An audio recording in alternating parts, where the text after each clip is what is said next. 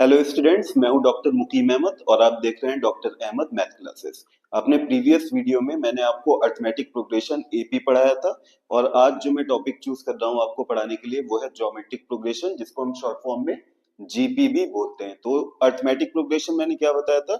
Arithmetic progression एक ऐसी series होती है जिसमें हर एक सक्सेसिव टर्म में कोई फिक्स्ड नंबर ऐड हो रहा होता है। ठीक है, जैसे कि मैंने एग्जांपल के तौर पे बताया है कि कोई अर्थमेटिक प्रोग्रेशन क्या होगा। A, A plus D, A plus two D, A plus three D up to so on. ये मैंने general form of arithmetic progression बताई थी। अब इसका यूज करते हुए अर्थमेटिक प्रोग्रेशन क्या आ सकता है? सपोज करिए हमने टर्म लिया है टू। तो टू में हर स्टेप पे अगर हम एक fixed number, same fixed number add कर दें तो हमें अर्थमेटिक प्रोग्रेशन मिल जाएगा। लाइक टू, उसमें थ्री ऐड कर दें तो क्या आ जाएगा? फाइव आ जाएगा। उसमें थ्री ऐड कर दें तो क्या आ जाएगा? एट आ जाएगा। उसमें थ्री ऐड कर दें तो क्या आ जाएगा? 11 आ जाएगा। ओके, तो इस तरीके से हम अर्थमेटिक प्रोग्रेशन फाइंड करते थे जिसमें हर एक सक्सेसिव स्टेप पे एक फिक्स्ड नंबर ऐड होता जाता था। अब जो हमारे पास सीरीज है वो है ज्योमेट्रिक प्रोग्रेशन जीपी। तो जीपी हम किस तरीके से फॉर्म करते हैं? इसमें हर स्टेप पे एक फिक्स्ड नंबर की मल्टीप्लाई होती जाती है, जिस फिक्स्ड नंबर को हम क्या बोलते हैं? कॉमन रेशियो बोलते हैं। और ये कॉमन रेशियो हम किस तरीके से फाइंड कर सकते हैं? By dividing A number by its previous term. Okay, so the terms of a series are said to be in geometric progression GP if their common ratio is same, which is obtained by dividing a term by its previous term। कोई series है उसके terms कब GP में कहलाएंगे? अगर उसका common ratio same आ रहा है। ठीक है, और कॉमन रेशियो हम कैसे ऑब्टेन करते हैं? By dividing a term by its previous term. कोई भी टर्म जो हमने चूज किया है उसको अगर उसके प्रीवियस टर्म से हम डिवाइड करें तो जो नंबर आ रहा है वो हर स्टेप पे सेम आ रहा है। जैसे 1248, ये ज्योमेट्रिक प्रोग्रेशन है। कैसे है ये ज्योमेट्रिक प्रोग्रेशन? अगर 2 को 1 से डिवाइड करें तो क्या आएगा? 2 आएगा। 4 को 2 से डिवाइड करेंगे तब भी 2 आएगा। 8 को 4 से डिवाइड करेंगे तब भी 2 आएगा। तो इस तरीके से ये एक ज्योमेट्रिक प्रोग्रेशन है।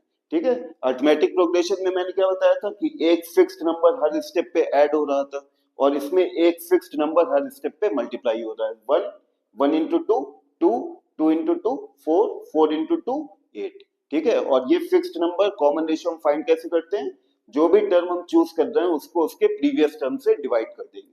अब general form of a GP क्या होता है? अगर हमारा ए फर्स्ट टर्म है और कॉमन रेशियो हमने क्या कंसीडर किया है? स्मॉल आर कंसीडर किया है। तो general form of a GP क्या होती है? ए फर्स्ट टर्म लिख लेंगे। अब हर स्टेप पे कॉमन रेशियो मल्टीप्लाई होता है तो नेक्स्ट टर्म क्या होगा?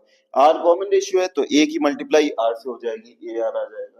फिर ए आर हमारा सेकंड टर्म है, इसका नेक्स्ट टर्म कैसे आएगा? इसमें एक आर से और मल्टीप्लाई कर देंगे तो क्या आ जाएगा? ए आर स्क्वायर आ जाएगा। इसका नेक्स्ट टर्म कैसे आएगा? ए आर स्क्वायर में एक आर से और मल्टीप्लाई कर देंगे तो ए आर क्यूब आ जाएगा। इस तरीके से हम जीपी फाइंड करते हैं। तो अब मैं अपनी नेक्स्ट स्लाइड में आपको बताऊंगा कि nth term of a GP किस तरीके से फाइंड किया जाता है। ओके, सो स्टूडेंट्स, अब इस स्लाइड में मैं आपको दो फॉर्मूले बताने जा रहा हूं, nth term of a GP and nth term from the last of a GP. तो nth term of a GP क्या होता है? किसी भी जीपी का अगर कोई हमें टर्म फाइंड करना हो, सपोज करिए 8th term of a GP find करना है या 9th term of a GP find करना है या 100th term of a GP find करना है, तो हम किस तरीके से फाइंड करेंगे? तो अगर हमारा फर्स्ट टर्म क्या है? ए है, कॉमन रेशियो क्या है? आर है, और नंबर ऑफ टर्म्स कितने दिए हुए हैं? स्मॉल एन दिए हुए हैं। तो nth टर्म का क्या फॉर्मूला होता है? इसको हम रिप्रेजेंट करते हैं tn से। a r raise to the power n minus one, tn is equal to a r raise to the power n minus one. तो इस फॉर्मूले का यूज करते हुए हम nth टर्म फाइंड कर सकते हैं। अब जो नेक्स्ट फॉर्मूला है वो है हमारा nth term from the last, कि अगर हम किसी जीपी को लास्ट से देखें तो उसका nth टर्म कैसे फाइंड करेंगे। इस टाइप का एक फॉर्मूला मैंने एपी में भी बताया था, nth term from the last. Similarly nth term from the last, ये फॉर्मूला जीपी के केस में भी हमारे पास होता है। तो अगर एल क्या है? लास्ट टर्म है, आर क्या है? कॉमन रेशियो है, और एन क्या है? नंबर ऑफ टर्म्स है। तो nth term from the last क्या होगा? L into one upon R raise to the power N minus one. तो अब आने वाली स्लाइड्स में मैं आपको क्वेश्चंस बताने जा रहा हूं based on the nth term of a GP और general form of a GP. ठीक है, तो स्टूडेंट्स, अब nth term of a GP पे बेस्ड एक क्वेश्चन मैं आपको बताने जा रहा हूं। Find the 10th term of a GP 3 minus 6 12 up to so on. ये एक जीपी दी हुई है, इसका हमें क्या फाइंड करना है? 10th टर्म फाइंड करना है। तो यहाँ पे फर्स्ट टर्म ए क्या है, 3 है, और कॉमन रेशियो क्या है, -6/3 करेंगे तो क्या आएगा, -2, और 12/-6 करेंगे तब भी क्या आएगा, -2 आएगा। तो यहाँ पे कॉमन रेशियो सेम आ रहा है, तो ये जीपी है, और क्वेश्चन में भी गिवन था कि ये एक जीपी है जिसको हमें 10th टर्म फाइंड करना है। तो अब देखिए 10th टर्म इसका कैसे फाइंड करेंगे, 10th टर्म T10 ये फाइंड करना है। तो Tn क्या होता है, Tn is equal to A into R n-1। तो T10 क्या हो जाएगा, n की प्लेस पे 10 पुट कर देंगे, A की प्लेस पे A की वैल्यू 3 और R की प्लेस पे R की वैल्यू विच इज -2 और n-1 यानी कि 10-1। तो 3 into -2 raise to the power 9, यही हमारा आंसर हो जाएगा, 3 into -2 raise to the power 9। अगर इसके आगे भी हम सॉल्व करना चाहें तो सॉल्व कर सकते हैं, -2 को 9 टाइम्स मल्टीप्लाई करेंगे, और क्योंकि 9 एक ऑड नंबर है तो आंसर किस में आएगा, निगेटिव साइन में आएगा। ओके, तो इस तरीके से हम nth term of a GP find करते हैं। इस क्वेश्चन के थ्रू मैंने आपको बता दिया है, आई होप कि आपको अच्छे से समझ में आ गया होगा। तो स्टूडेंट्स नेक्स्ट क्वेश्चन हमारा है, if sixth term and common ratio of a GP are 729 and 3 respectively। Six term हमें क्या गिवन है, 729 गिवन है, और कॉमन रेशियो क्या गिवन है, 3 गिवन है। तो हमें क्या बताना है, फर्स्ट टर्म बताना है, ठीक है। तो given six term, six term क्या होगा, T6, ये क्या है हमारा 729, और कॉमन रेशियो कितना गिवन है, कॉमन रेशियो R ये कितना गिवन है, 3। तो हमें क्या बताना है, फर्स्ट टर्म ए ये फाइंड करना है। तो Tn का क्या फॉर्मूला होता है हमारे पास, Tn is equal to ARn-1, यही तो फॉर्मूला है। तो T6 क्या हो जाएगा, AR raise to the power 6-1 कितना आया, 5। तो T6 गिवन हमें क्या है, 729, और A क्या गिवन है, 3 इंटू, सॉरी A हमें फाइंड करना है, A तो हमें फाइंड करना है फर्स्ट टाइम, A R कितना गिवन है, 3। तो 3 raise to the power 5।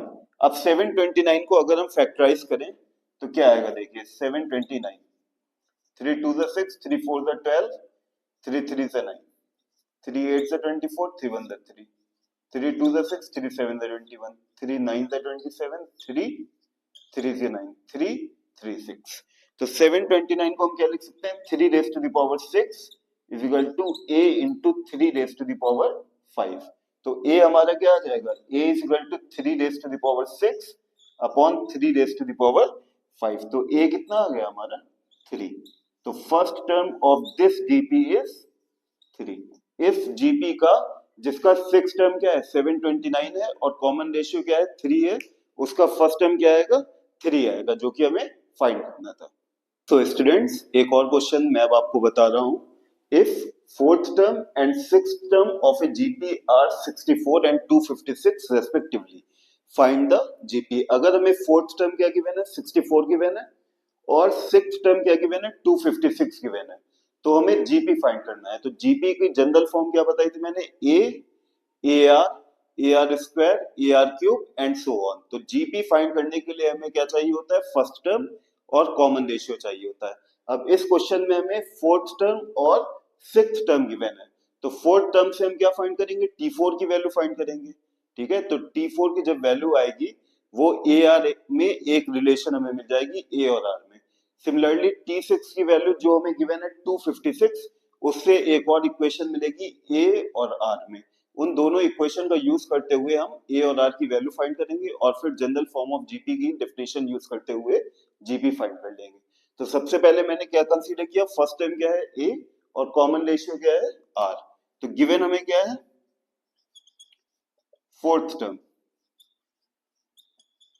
Fourth term T4, ये क्या गिवन है हमें, 64। तो T4, इसमें Tn का फॉर्मूला यूज कर ले, Tn का फॉर्मूला क्या होता है, ARn-1। तो T4 क्या आ जाएगा, AR4-1 3। तो AR cube is equal to 64, ये एक इक्वेशन आ गई हमारी। फिर हमें क्या गिवन है, T6 सिक्स टर्म क्या गिवन है, 256। इसमें अगेन हम फॉर्मूला यूज करेंगे Tn which is equal to AR raise to the power n-1। तो A as it is, R raise to the power 6-1 क्या होगा, 5। Is equal to 256। ये आ गई इक्वेशन सेकंड।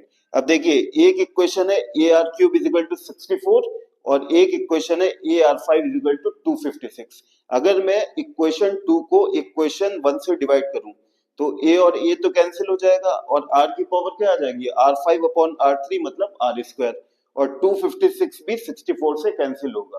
ठीक है, तो यहां से हम आर की वैल्यू फाइंड आउट कर लेंगे और जब हमारे पास आर की वैल्यू आ जाएगी तो we can put that value of R either in equation 1 or in equation 2 so that we have the value of first term which is equal to a. So first of all I am dividing equation 2 by equation 1. We get equation 2 upon equation 1 यानी कि AR5 upon AR cube is equal to 256 upon 64. तो 4 1 the 4, 4 6 the 24, 4 6 the 24, 4 4 the 16 and 16 4 the 64. तो a से a cancel, r5 upon r3 क्या आ जाएगा, r square, और 4 को हम क्या लिख सकते हैं, 2 का स्क्वायर। तो यहां से r कितना आ गया, r हमारे पास कॉमन रेशियो आ गया है 2, r is equal to 2। Now I am substituting this value of r in equation number 1। Put in equation 1, put in equation 1। तो क्या आ जाएगा इक्वेशन 1 से हमारे पास a r क्यूब यानी 2 का क्यूब इज इक्वल टू 64। 2 का क्यूब क्या होता है, 8 इज इक्वल टू 64। तो a हमारा कितना आ गया, 64 अपॉन 8, 8 8 जा 64, तो a कितना आ गया, 8। ठीक है, तो हमने a फर्स्ट टर्म फाइंड कर लिया, कॉमन रेशियो r वो भी फाइंड कर लिया, a की वैल्यू 8 आई है और कॉमन रेशियो की वैल्यू 2 आई है। हमें फाइंड क्या करना था, फाइंड द जीपी, जीपी हमें फाइंड करना थी। तो देयरफॉर रिक्वायर्ड जीपी क्या आ जाएगी, A R square up to so on. तो ए कितना है 8 और आर कितना है 2, तो 8 into 2 16, again 16 into 2 32, 32 into 2 64 and so on. तो यही हमारी रिक्वायर्ड जीपी आ जाएगी 8 16 32 64। तो इस तरीके से इस क्वेश्चन से हम जीपी अपनी फाइंड कर लेंगे। तो स्टूडेंट्स एक और क्वेश्चन अब हम सॉल्व करते हैं ज्योमेट्रिक प्रोग्रेशन का, which term of the GP 964 and so on is 64 upon 81। ये एक जीपी हमें गिवन है 964 एंड सो ऑन। तो हमें बताना है कि इस जीपी का कौन सा टर्म 64 अपॉन 81 होगा, यानी कि हमें इसमें क्या फाइंड करना है, n की वैल्यू फाइंड करना है, स्मॉल n की। हमसे यही पूछा है ना कि which term of the GP, कौन सा टर्म 64 अपॉन 81 होगा, तो हमें n की वैल्यू फाइंड करना है। तो यहाँ पे फर्स्ट टर्म कितना है 9, और कॉमन रेशियो हम कैसे फाइंड करते हैं, कोई भी टर्म चूज करते हैं उससे पहले वाले प्रीवियस टर्म से उसको डिवाइड अगर करते हैं और हमें हर स्टेप पे सेम नंबर मिले तो वो क्या होता है, कॉमन रेशियो होता है, और सीरीज क्या कहलाती है, जीपी में होगी। तो हमने यहाँ पे 6 चूज किया, तो 6 से पहले क्या आ रहा है 9, तो 6 अपॉन 9 करेंगे तो क्या आएगा 2 अपॉन 3। सिमिलरली अगर 4 लें 4 अपॉन 6 करेंगे तब भी 2 अपॉन 3 आ रहा है, तो कॉमन रेशियो क्या है 2 अपॉन 3, और फर्स्ट टर्म क्या है 9। अब टीएन हमें कितना गिवन है 64 अपॉन 81। तो यहां से a r raise to the power n minus 1 is equal to 64 upon 81 हो जाएगा। तो a कितना है 9 और r raise to the power r कितना है 2 अपॉन 3, तो 2 upon 3 raise to the power n minus 1। 64 को क्या लिख सकते हैं, 4 4 जा 16, 16 4 जा 64, तो 4 रेज टू द पावर 3। और 81 को हम क्या लिख सकते हैं, 3 से अगर हम 81 के फैक्टर्स करें, 3 से डिवाइड करें 81 को, 3 2 जा 6, 3 7 जा 21, 3 9 जा 27, 3 3 जा 9, तो 3 raise to the power 4, 3 raise to the power 4 ये आएगा हमारे पास। ठीक है, तो 9 को क्या लिख सकते हैं 3 का स्क्वायर, और यहां से 2 upon 3 raise to the power n minus 1। देखिए ये हमारा 2 अपॉन 3 की टर्म्स में लिखा हुआ है, 2 upon 3 raise to the power n minus 1।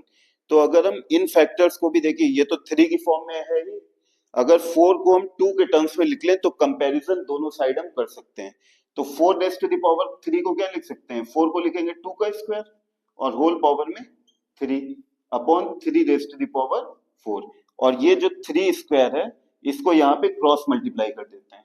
तो 2/3 whole power n minus one, ये कितना हो गया 2 रेस टू द पावर 2, और होल पावर 3 ये कितना हो गया 2 रेस टू द पावर 6, 3 2 6, और अपॉन में क्या आ जाएगा 3 square into 3 raise to the power 4 क्या होगा, ये भी 3 रेस टू द पावर 6 आ जाएगा।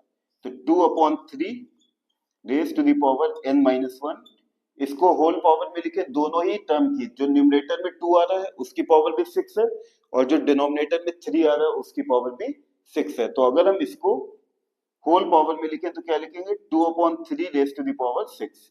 अब देखिए दोनों ही साइड में हमारा बेस क्या दे रखा है 2/3, यहाँ पर भी 2/3 बेस है, यहाँ पर भी 2/3 बेस है। तो अगर हम इनकी पावर्स कंपेयर करें तो हमारे पास क्या आ जाएगा n minus one is equal to 6। तो n कितना हो गया 6 + 1 7, n इज इक्वल टू 7। इसका क्या मतलब हुआ कि इस जीपी का 7th टर्म जो है 64/81 है। ठीक है, इस जीपी का 964 अप टू सो ऑन, इस जीपी का 7th टर्म 64/81 है। तो इस तरीके से हम इस क्वेश्चन को करेंगे।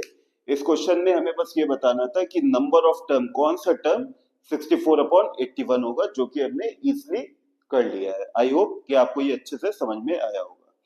तो स्टूडेंट्स, आज मैं अपने इस वीडियो को यहीं पे क्लोज करता हूं। आज मैंने आपको जीपी टॉपिक स्टार्ट किया था, जिसमें मैंने आपको बताया था कि general form of a GP क्या होती है, जीपी की डेफिनेशन सबसे पहले बताई थी, फिर general form of a GP क्या होती है, फिर nth term of a GP क्या होता है, nth term from the last of a GP क्या होता है, और उसके बाद मैंने आपको कुछ क्वेश्चंस कराए थे।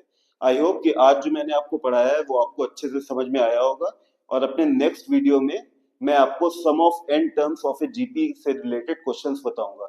ये sum of n terms of a AP arithmetic progression chapter में भी टॉपिक था, और ये ज्योमेट्रिक प्रोग्रेशन में भी टॉपिक है, sum of n terms of a GP.